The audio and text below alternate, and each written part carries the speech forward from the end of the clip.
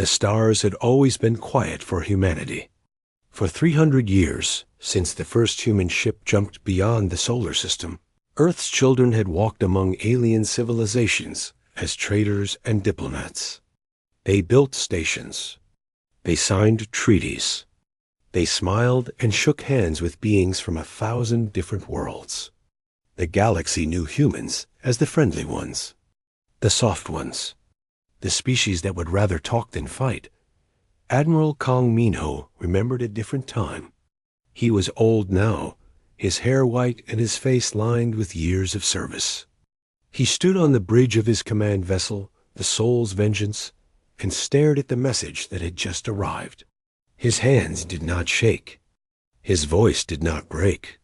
But something inside him went cold and hard. Like iron cooling in winter. New Bizin was gone. The colony world had been home to 12 million people, families, children, old men and women who had traveled across the stars to build new lives. Artists and farmers and teachers and engineers. 12 million souls who had done nothing wrong except exist in a place the Velthari Dominion decided belonged to them. The Velthari had not warned them. They had not asked them to leave. They had simply arrived with their fleet and fired their glass bombs. These weapons burned hot enough to turn soil into glass and flesh into ash. When the attack ended, nothing remained of New Bizan except a smooth, dark surface that reflected the light of distant stars. Minho read the report 3 times. He read the names of the dead. He read the Velthari statement that called this a corrective action for human expansion into disputed territory.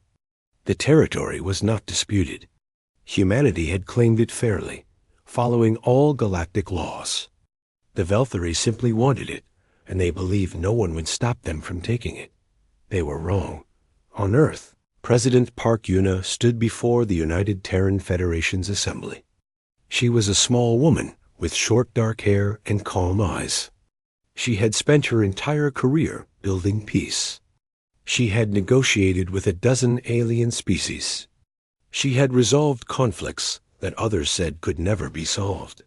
She believed in talking, in understanding, in finding common ground. But there were limits. 300 years ago, she said, her voice steady and clear, our ancestors made a choice. They looked at the galaxy and saw opportunity. They saw the chance to start fresh. They sealed away the weapons of old Earth. They locked away the strategies and the technologies that had made humanity so dangerous to itself. They chose peace. The assembly was silent. Every representative from every human world watched her with the same expression. They knew what was coming. The Velthari Dominion has murdered 12 million of our people, Yuna continued. They have done this without warning, without negotiation, without any attempt at peaceful resolution. They have done this because they believe we are weak. They believe our kindness makes us easy targets.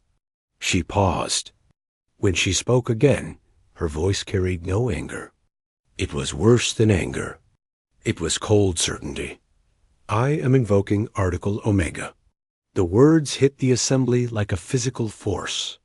Article Omega had been written into the Federation's founding documents 3 centuries ago.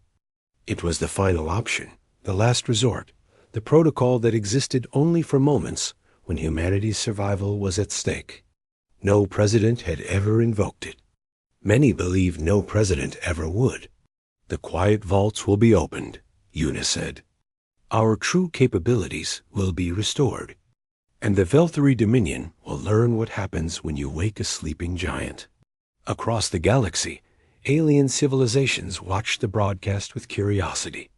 The Galactic Concordat, the loose alliance of spacefaring species that maintained order among the stars, took notice of humanity's declaration. But they did not take it seriously. The Velthari ambassador laughed when he saw the message.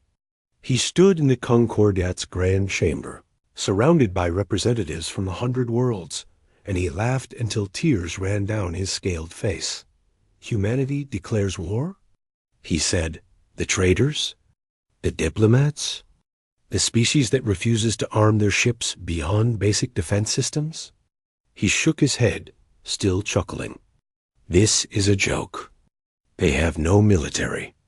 They have no weapons worth mentioning. They will send their little fleet to our borders. We will destroy it, and then we will take whatever else we want from them. The other ambassadors nodded. Some smiled. Some looked at the human ambassador with something like pity. The human ambassador, a young man named Shin Tayo, said nothing.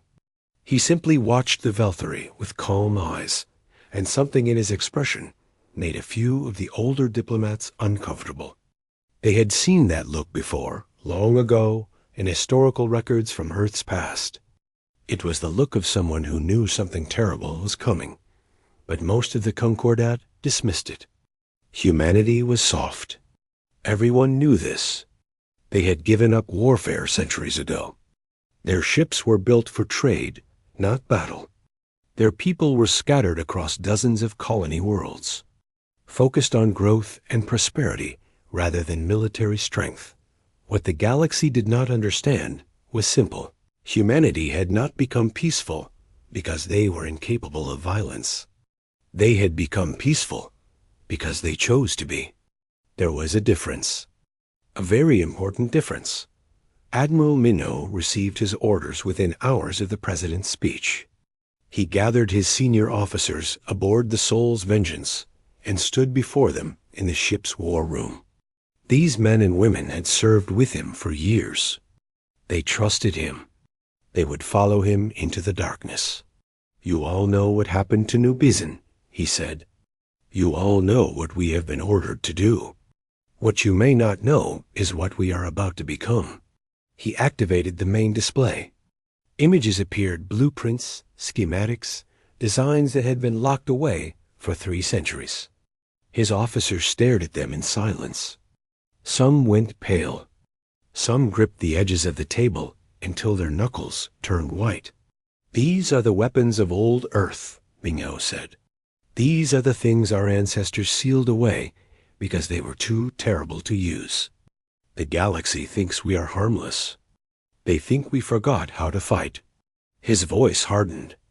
They are about to learn the truth. In orbit around Earth, the shipyards began their transformation.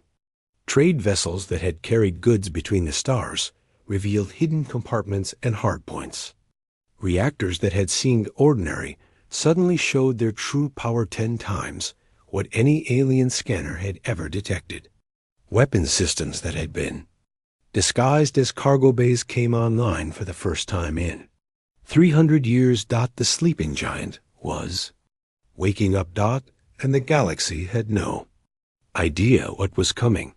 Deep beneath the mountains of the Korean peninsula, there existed a place that most humans had forgotten.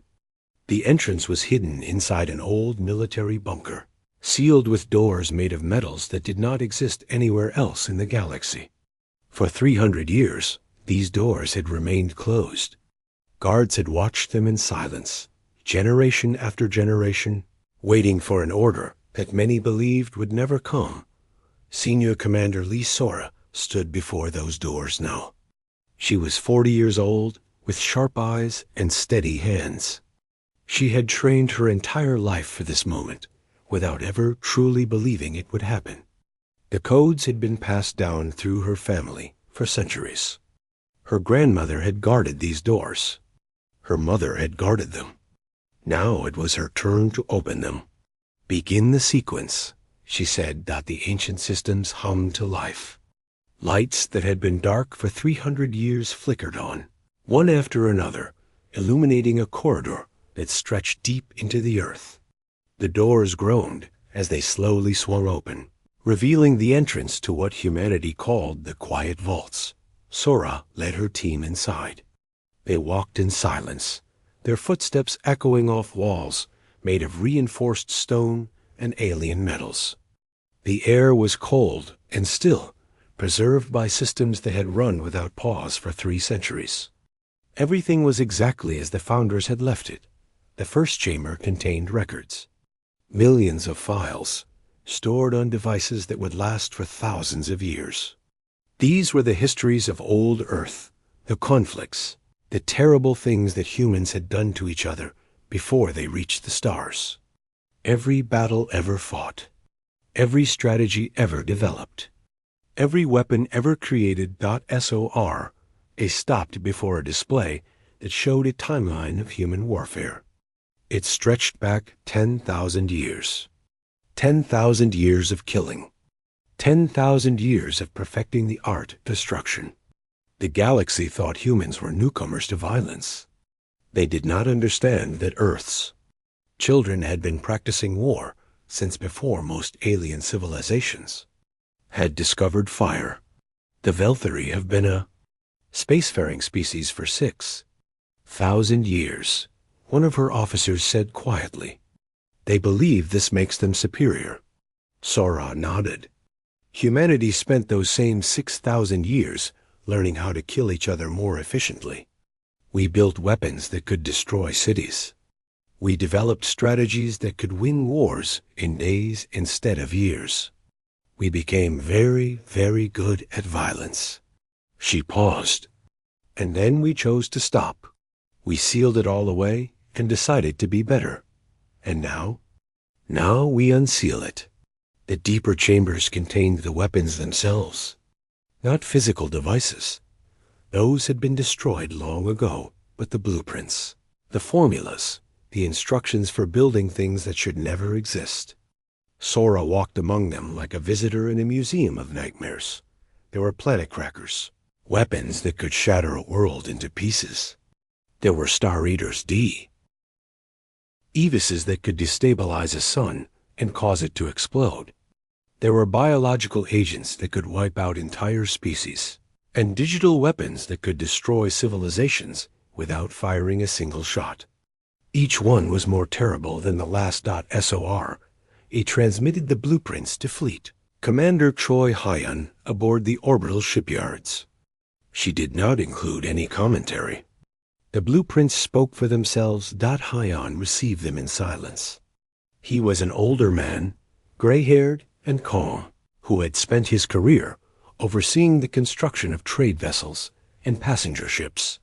He had never built a weapon in his life, but he understood what he was looking at, and he understood what needed to be done. How long to convert the fleet? His second-in-command asked. Weeks, Hyan replied. Maybe less. Our ships were always built with hidden capabilities. The founders wanted us to be able to defend ourselves if necessary. They just never expected it to be necessary. The conversion began immediately. Across human space, ships that had seemed ordinary began to change. Trade vessels revealed weapons hidden beneath their hulls. Passenger liners showed armor plating that no one had suspected. Engine systems that had operated at a fraction of their true power suddenly roared to life, giving humanity's fleet speed and maneuverability that no alien species had ever witnessed. The Velthari had destroyed New Bizon with glass bombs. These weapons were powerful by galactic standards, capable of burning cities and boiling oceans. But compared to what humanity was now preparing, glass bombs were toys. Admiral Minho watched the conversion from the bridge of the Soul's Vengeance. His ship had been the first to undergo the transformation. It now bristled with weapons that made the Velthari's most powerful battleships look like children's playthings. The reactor that had once powered simple trade functions now generated enough energy to level a continent. We never wanted this, Minho said quietly to Captain Bay Nari, who stood beside him. She was young, barely 30, but she had proven herself capable and calm under pressure. No, sir, she agreed. But they forced our hand. Minho nodded slowly. 300 years of peace. 300 years of building relationships with other species. 300 years of proving that humanity could be trusted. His jaw tightened, and they destroyed it in a single day. They murdered 12 million of our people because they thought we were weak. He turned to face her. His eyes were hard and cold. We are going to show them what weakness really looks like. We are going to make an example so clear so absolute that no civilization will ever make this mistake again. Across the galaxy, the other species continued to dismiss humanity's threat. The Concordat's intelligence services reported on the human military buildup, but their analysts could not believe what they were seeing. The power readings from human ships were impossible. The weapons specifications that their spies recovered seemed like fantasies. This must be propaganda, one analyst insisted. No species could hide this level of capability for 3 centuries. It defies reason. But it did not defy reason. It simply defied what the galaxy thought they knew about humans. The truth was simpler and more frightening. Humanity had never lied about being peaceful. They had simply chosen not to mention that they were also the most naturally violent species the galaxy had ever produced. They had evolved on a death world, a planet where everything from the weather to the wildlife tried to kill them. They had survived by being smarter, faster, and more ruthless than anything else on their world dot. And then, when they reached the stars, they had looked at what they were and made a choice. They could continue to be monsters, or they could try to be something better. They chose peace. They locked away their weapons and their strategies and their terrible potential. They smiled at aliens and signed treaties and pretended they had forgotten how to fight. They had never forgotten. Commander Lee Sora stood in the deepest chamber of the quiet vaults, looking at the final blueprint. It had no name. The founders had refused to name it because naming something made it real, and they had hoped this thing would never need to exist. It was a weapon that could kill a star. Sora stared at it for a long moment. Then she transmitted it to Fleet Commander Hyan with a single message: begin construction immediately. The galaxy had woken a sleeping giant. Now they would see what that giant was truly capable of. The Velthari home system was called Keth Prime.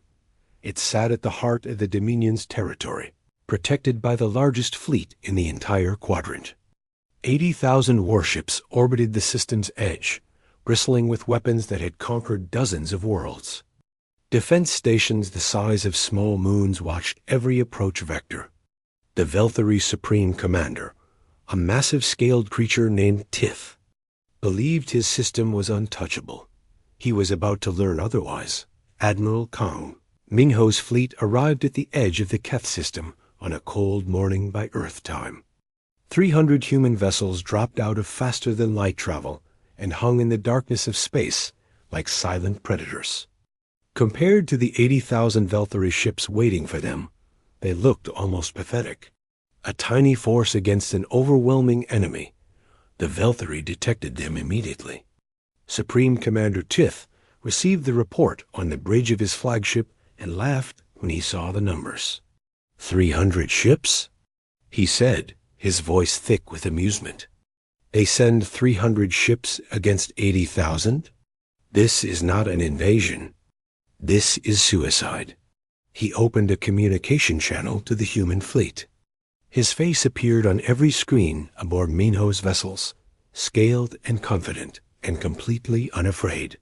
Human Admiral, Tith said, I give you one chance to surrender. Turn your ships around and return to your territory. Perhaps the Concordat will spare your remaining colonies if you beg prettily enough. Minho stared at the screen for a long moment. His face showed nothing. No fear, no anger, no hesitation. When he spoke, his voice was calm and quiet. You killed 12 million of our people. You glassed a colony world without warning or provocation.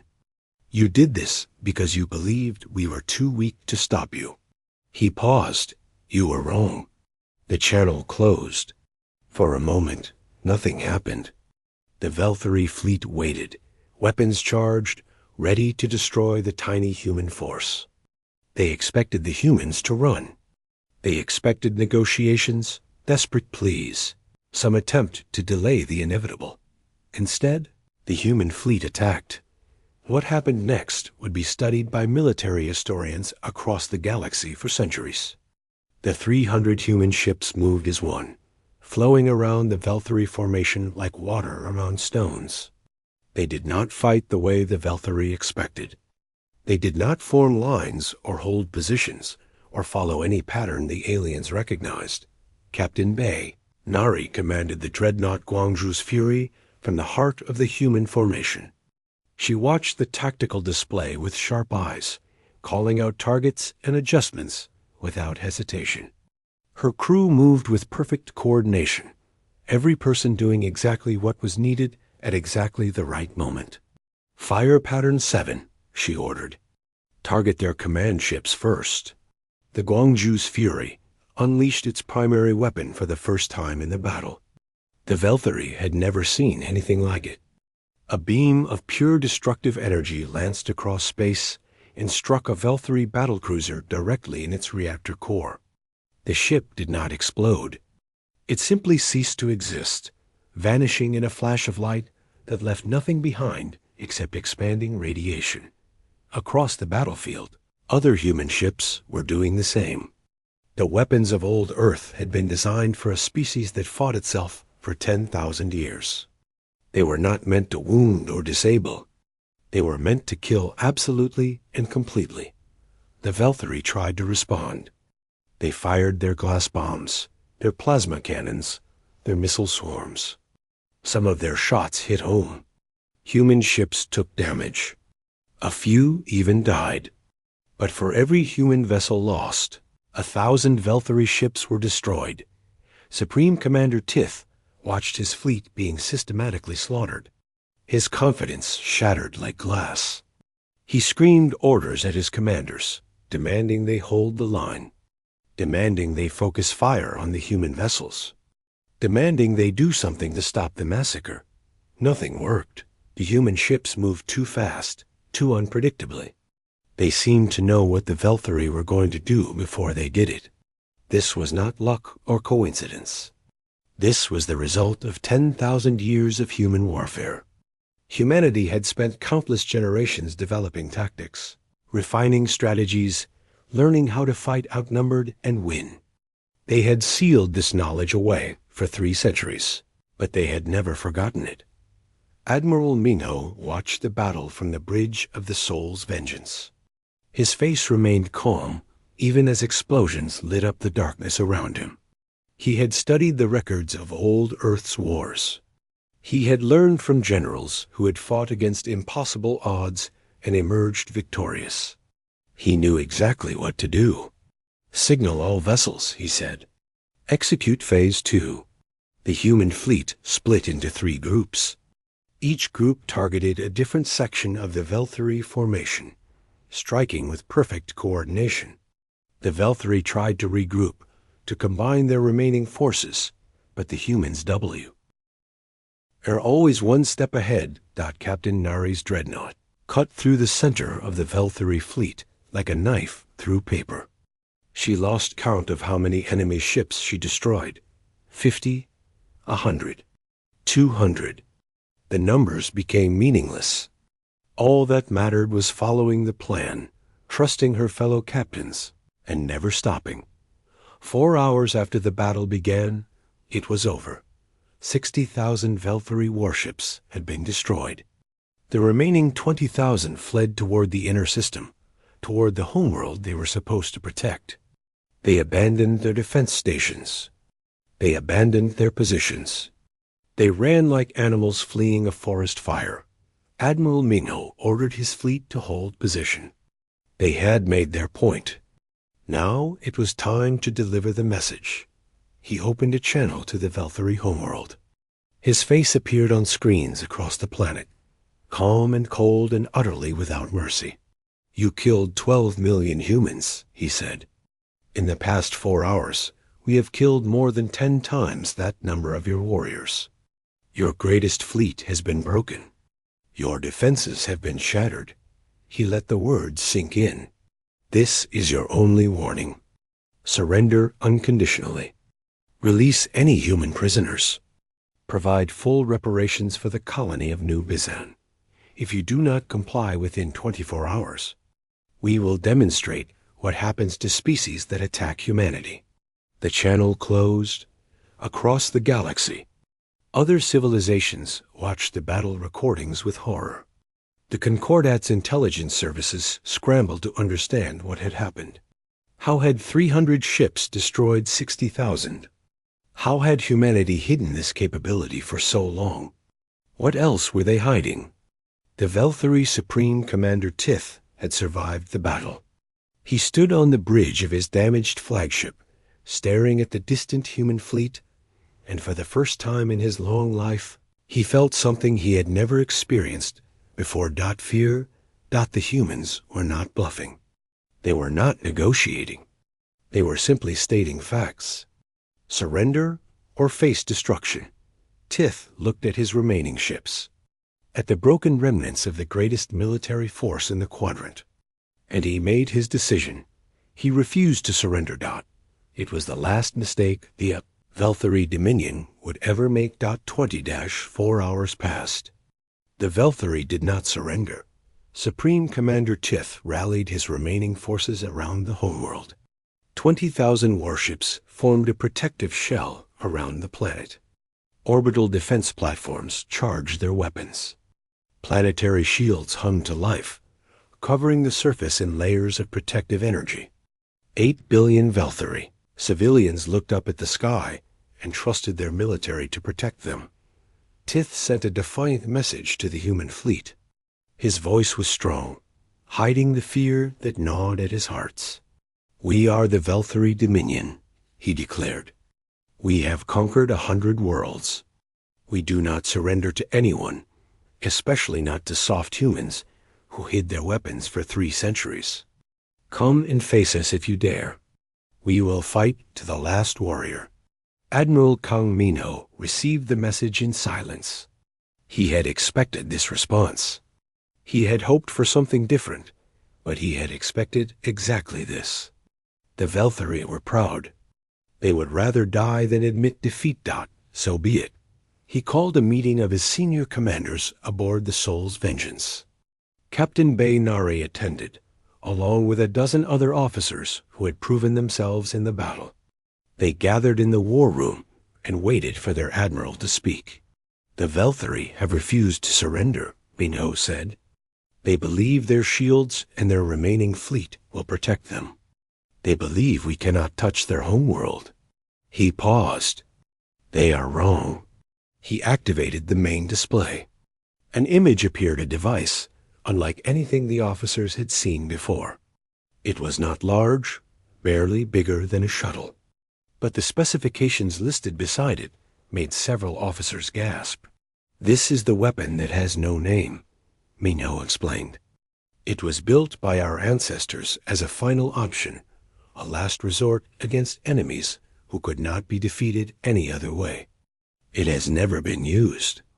Our founders hoped it would never be needed. What does it do?" Nari asked quietly. "It kills stars." The room went silent. Every officer understood what that meant. A weapon that could destroy a star would also destroy every planet orbiting that star, every moon, every station, every living thing in the entire system. Minho continued. "I have communicated with President Park. She has authorized the use of this weapon. The decision was not made lightly, but the Velthari have given us no choice. They murdered 12 million humans. They refused to surrender. They have made it clear they will continue to attack humanity whenever they believe they can succeed." He looked around the room, meeting each officer's eyes. "We cannot allow that.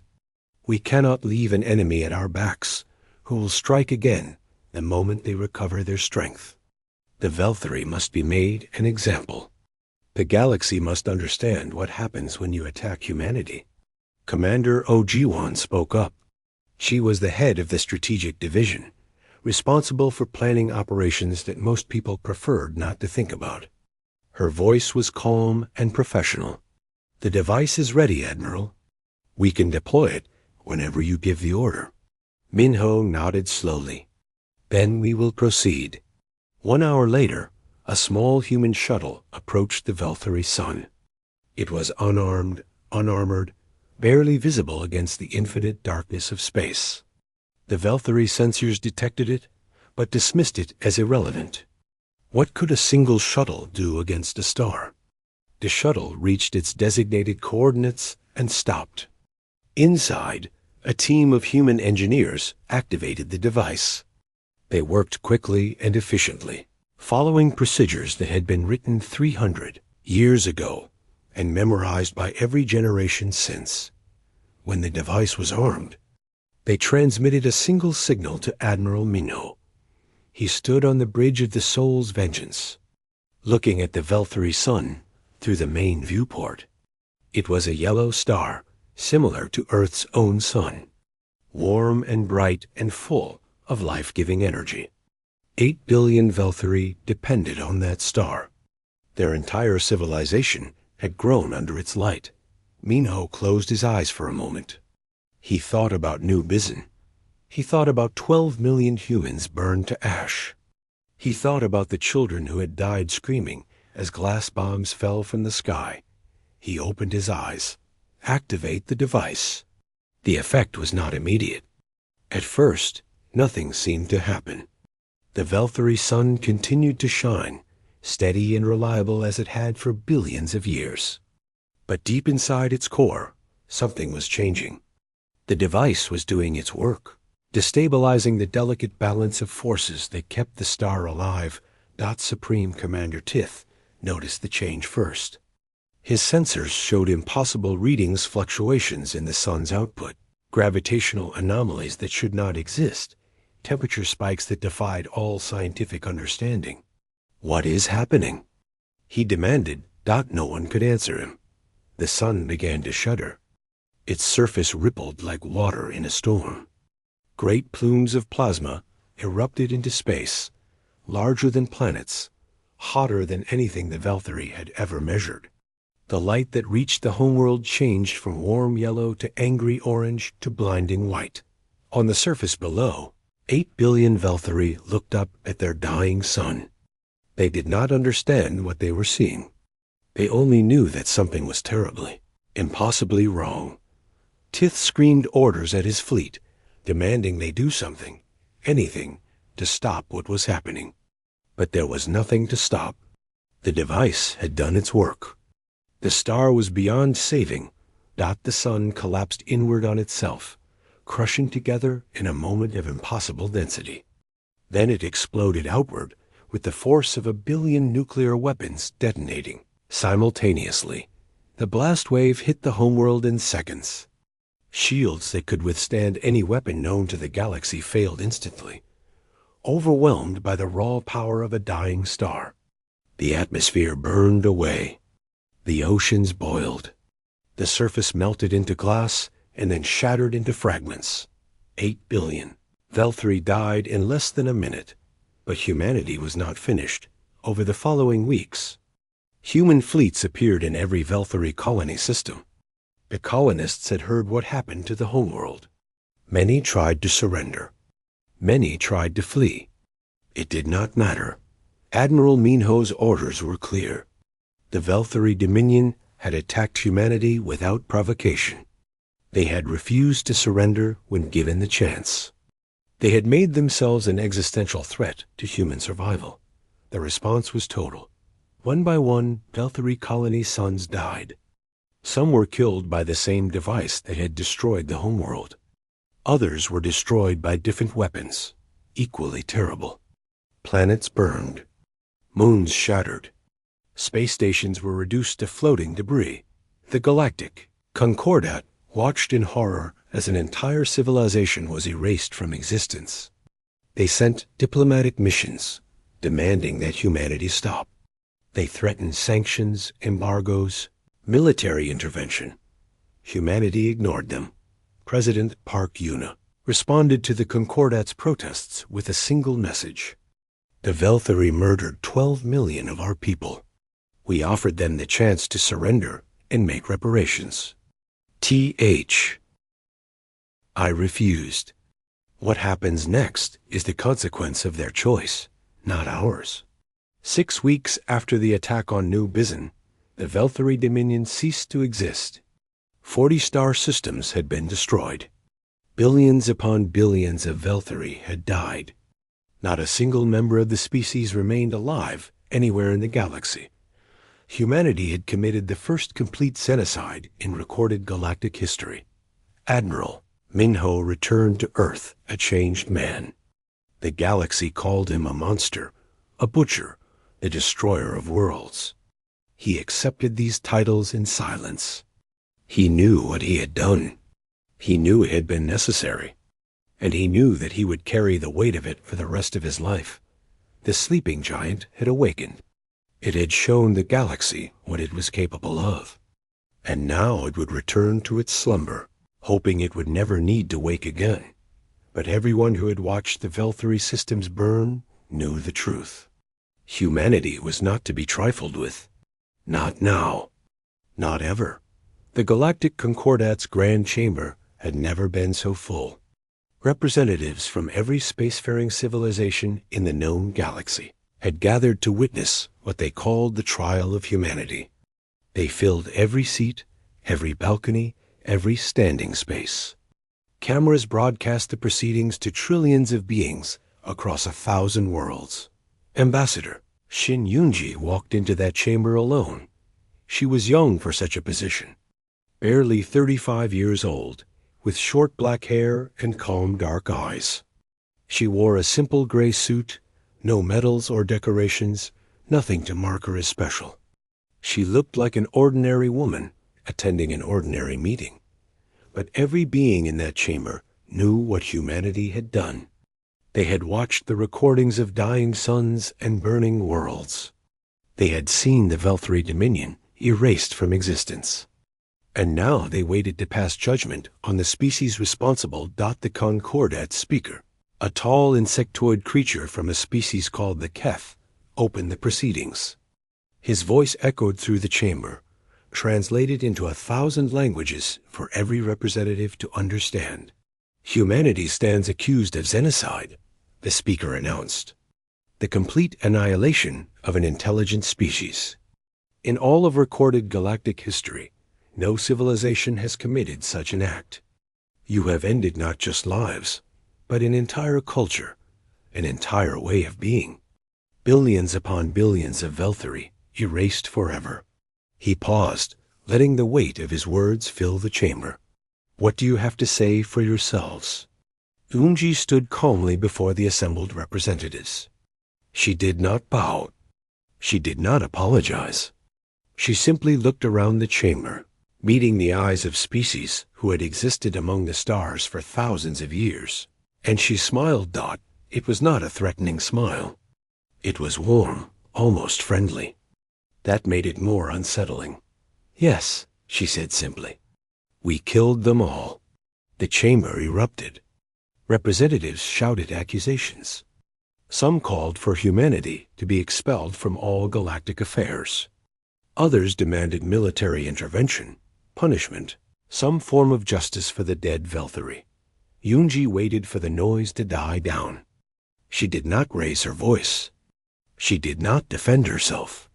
She simply waited, patient and calm, until the chamber fell silent again. The Velthari Dominion attacked a human colony without warning or provocation, she said. They killed 12 million of our people. Men, women, children. Entire families burned to ash by glass bombs. We offered them the chance to surrender. We gave them 24 hours to comply with our terms. They refused. She shrugged slightly. We responded accordingly. You call this a response? The speaker demanded. You destroyed 40 star systems. You killed billions. You wiped out an entire species. Yes, Yunji agreed. We did. The speaker leaned forward, his compound eyes glittering with anger. Do you feel no remorse? No shame for what you have done? Yunji considered the question carefully before answering. I feel many things. Sadness for the lives lost on both sides. Regret that the Velthari forced us to take such action. Determination to ensure it never happens again. She paused. But shame?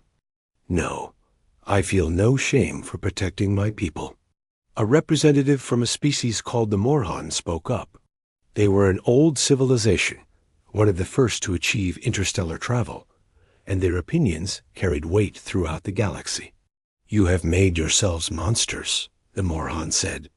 "No civilized species would do what you have done. You have proven that humanity cannot be trusted among the stars." Yunji turned to face the Morhan directly. Her smile faded, replaced by something harder and colder. "You misunderstand," she said. "We did not become monsters. We have always been monsters. We simply chose for 300 years to pretend otherwise." The chamber went silent. Before we reached the stars, humanity spent 10,000 years perfecting the art of war. We killed each other with weapons that make anything in this galaxy look like toys. We developed strategies that could win conflicts before they even began. We learned how to destroy completely, absolutely, without mercy or hesitation. She looked around the chamber, meeting the eyes of species who now watched her with something like fear. And then we made a choice. We looked at what we were, and we decided we wanted to be something better. We sealed away our weapons. We locked away our strategies. We became traitors and diplomats and peacemakers. We smiled at you. We signed treaties with you. We pretended to be soft and harmless because we wanted to believe we could be. Her voice hardened. But we never forgot what we really are. We never lost the ability to destroy. We simply chose not to use it. There is a difference. She stepped forward, closer to the assembled representatives. The Velthri made a mistake. They thought our kindness was weakness. They thought 300 years of peace meant we had forgotten how to fight. They attacked us because they believed there would be no consequences. Yunji spread her hands. "Now you know the truth. We have sealed our weapons again. We have returned to our trade routes and our diplomatic missions. We will continue to be the peaceful, friendly humanity you have known for 3 centuries. Her eyes swept the chamber one final time. "But understand this, if any civilization ever attacks humanity again, you have seen what we are capable of. You watched us erase a star system. You watched us end a species. And you all know that the weapons we showed are not the worst things we have locked away." She let the silence stretch. "We are humanity. We are kind because we choose to be. We are peaceful because we want to be. But if you force us to be something else, we will show you what 10,000 years of war taught us. And you will not survive the lesson." The chamber remained silent. No one moved. No one spoke. Representatives who had lived for centuries, who had seen countless conflicts and crises, sat frozen in their seats. Yunji turned and walked toward the exit. She paused at the door, looking back one final time. The Velthri learned what happens when you mistake kindness for weakness. I hope, for your sake, that the rest of the galaxy learns from their example. We truly do not want to do this again. She walked out of the chamber, leaving behind a galaxy that had learned to fear the Quiet One's dot in the weeks that followed. The Concordat debated what to do about humanity. Some argued for immediate military action. Others insisted on sanctions and isolation. But nothing came of any of it. Every species that considered moving against humanity remembered the images of burning worlds and dying suns. Every military commander who planned an attack against human space remembered the 80,000 Velthri warships destroyed by 300 human vessels. Humanity returned to its peaceful ways. Trade routes reopened. Diplomatic missions resumed. Human ambassadors smiled and shook hands and negotiated treaties, just as they had before. But nothing was the same dot. Every species in the galaxy now looked at humans differently. They saw the friendly smiles and heard the kind words, but they also remembered what lurked beneath. They knew that the traitors and diplomats walking among them were the same species that had erased an entire civilization without hesitation.